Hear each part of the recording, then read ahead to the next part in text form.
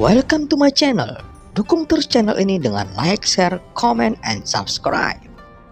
Melanjutkan cerita sebelumnya dari Battle Through the Heavens. Kamu mengatakan bahwa yang mulia telah mati. Bahkan jika kamu adalah reinkarnasi yang mulia, kamu bukan lagi yang mulia. Jika kamu tidak sopan, aku tidak keberatan melenyapkanmu. Pada saat yang sama, dalam kegelapan, sosoknya yang besar muncul dengan 9 kepala piton raksasa di depan Xiaoyan dengan mulut penuh gigi tajam, tapi itu terdengar seperti suara anak kecil. Apakah kamu memiliki keberanian melakukannya? Xiaoyan berdiri tegak, dikelilingi oleh 9 kepala piton raksasa, seolah-olah dia bisa mencabik-cabik Xiaoyan hanya dengan satu tekukan. Aku melihat bahwa kamu adalah reinkarnasi dari yang mulia, sehingga aku pernah menyelamatkanmu sebelumnya. Tapi kali ini, jika itu hanya dalam khayalanmu, aku tidak bisa membantumu lagi. Jiu Ying juga menanggapi Xiaoyan. Kamu ingin memakan yang mulia? Xiaoyan berkata dengan dingin. Sepertinya jika dia ingin menjinakkan Jiu Ying dan menilai dari karakternya, dia hanya bisa melakukannya dengan paksaan. Meskipun yang mulia telah mati dan aku hanya reinkarnasi yang mulia, tapi aku bisa menekanmu di kehidupanku sebelumnya.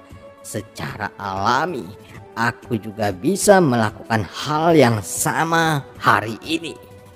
Meskipun Xiaoyan hanyalah dewa perang, dan pada saat berikutnya, aura dominan memancar dari tubuhnya. Ketika suara Xiaoyan keluar, Jiu Ying juga tiba-tiba berhenti karena dia merasakan aura mendominasi yang sangat akrab. Gunakan kekuatanmu untuk menemukan seseorang di jurang kutub. Suara Xiaoyan keluar lagi dan Jiu Ying jelas dikejutkan oleh aura Xiaoyan saat dia dalam keadaan linglung. Xiaoyan tiba-tiba menoleh dan menatapnya. Aku adalah reinkarnasi dari yang mulia.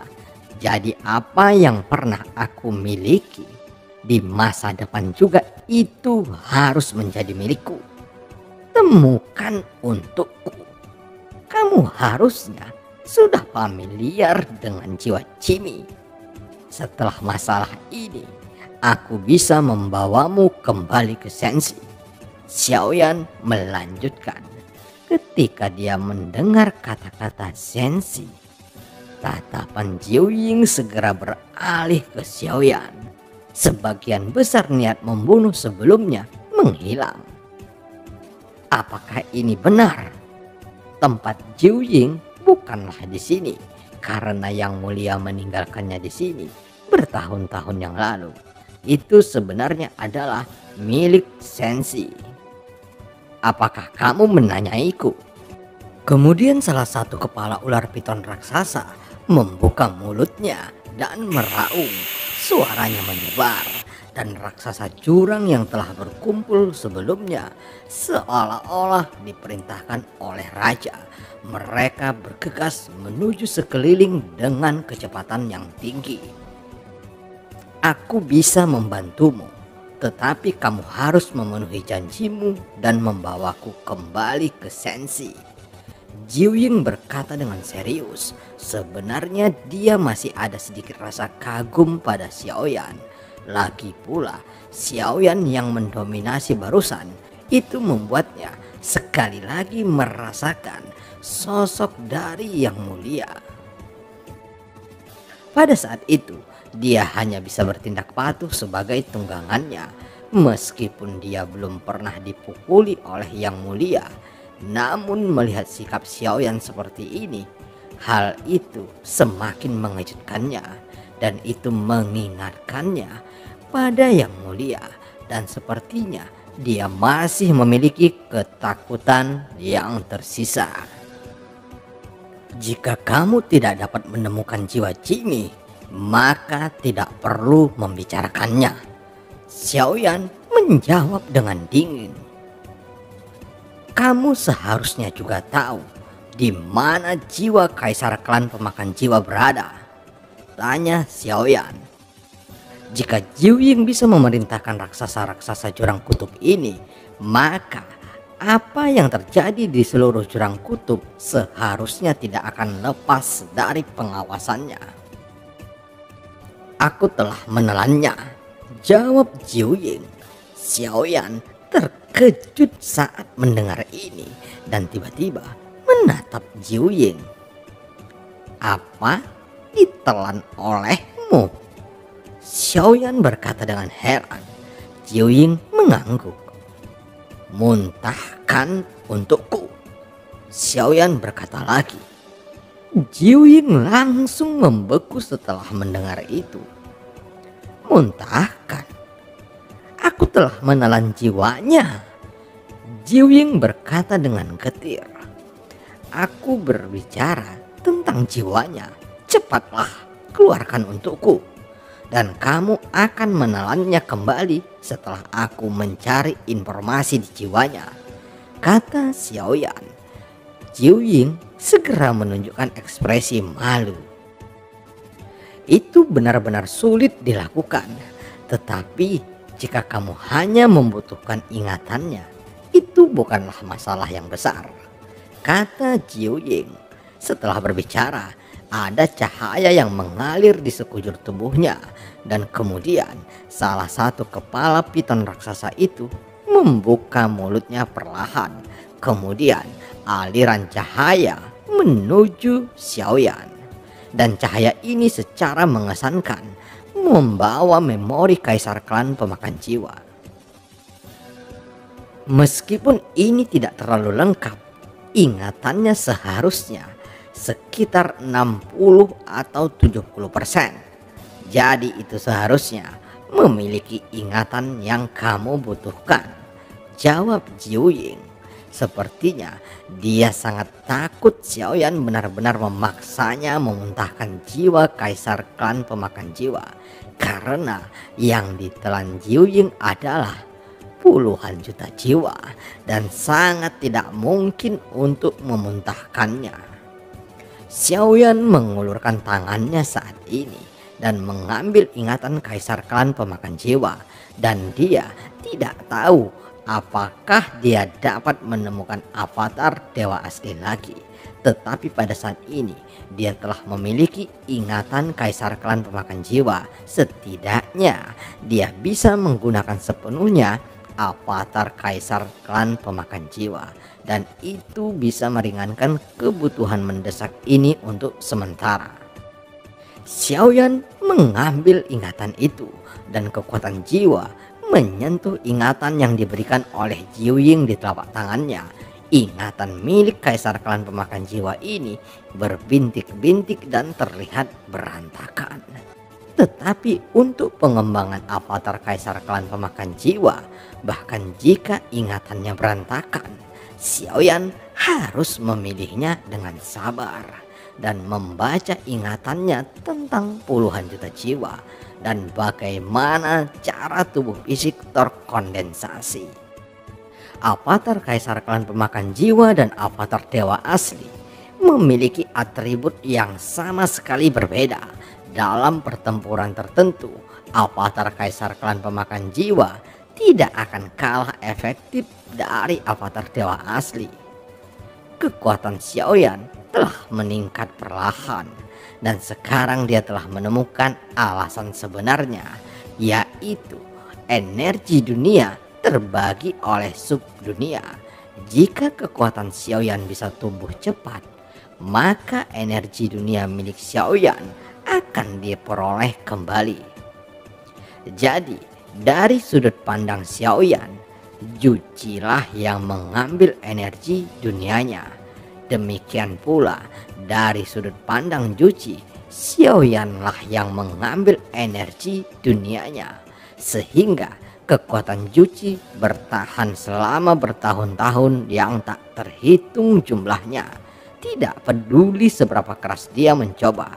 Sepertinya dia diseret oleh suatu kekuatan. Tetapi Juchi tidak tahu bahwa alam Suanyin adalah milik subdunia Senshi.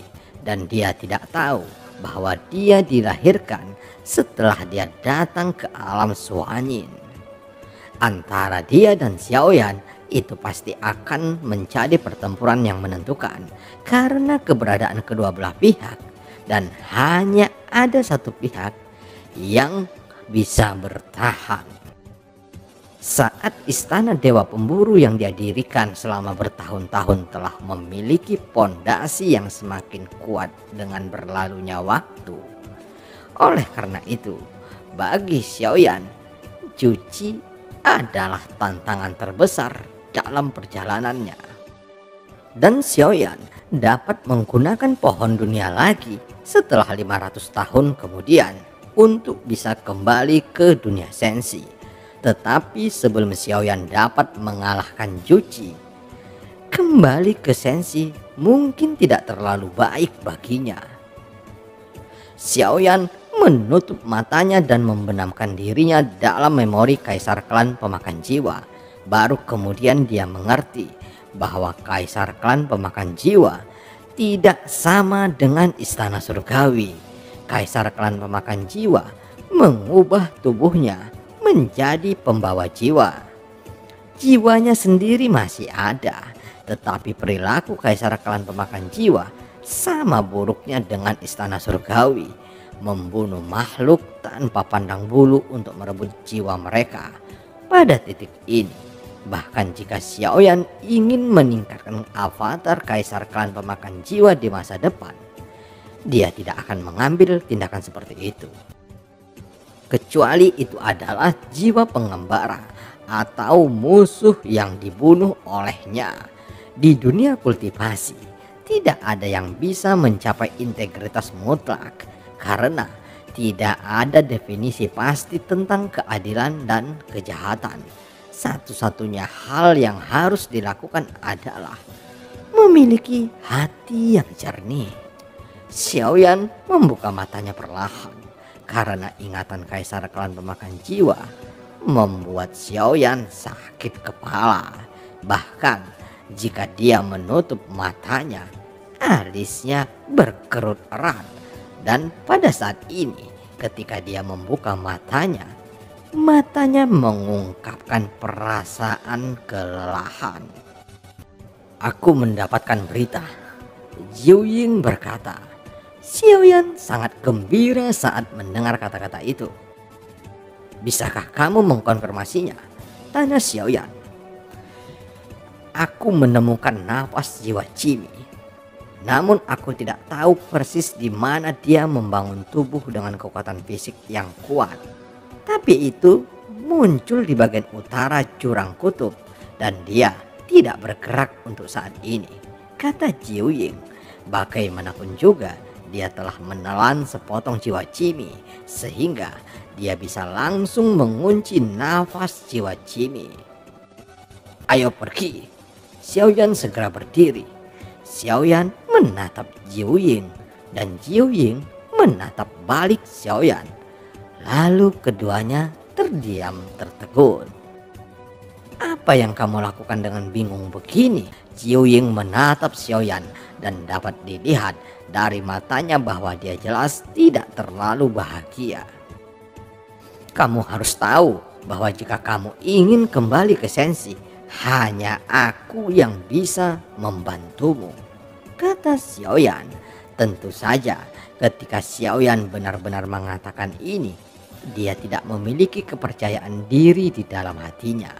Hanya saja saat ini dia harus mengandalkan tekanan untuk meminta bantuan Jiu Ying, meskipun itu tidak terlalu bermoral. Jika dia tidak bisa membawa Jiu Ying kembali ke dunia Senshi saat itu, maka Jiu Ying tidak akan melepaskannya. Tentu saja Xiaoyan juga telah memikirkan tindakan balasannya. Jika dia bisa membawa Jiu Ying kembali ke Senshi, maka kekuatannya yang kuat akan menjadi bantuan yang besar saat Senshi diserang.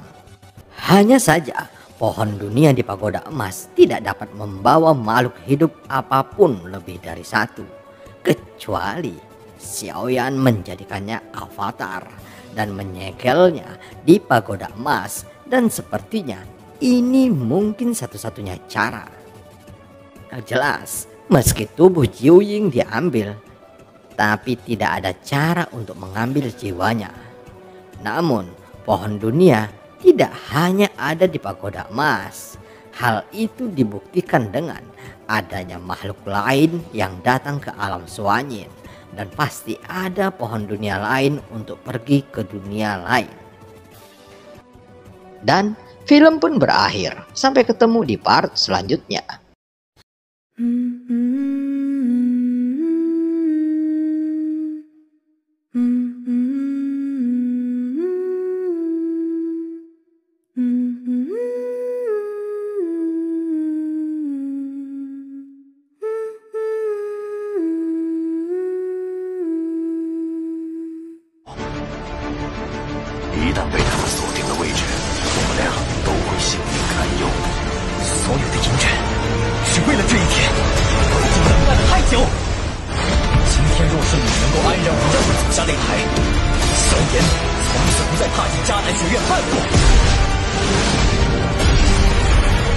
他迟早会发现的。既然如此，就给他一个惊喜吧。今天我不会让你们两人彻底的闭上嘴。就算他还活着，你们之间也绝不可能。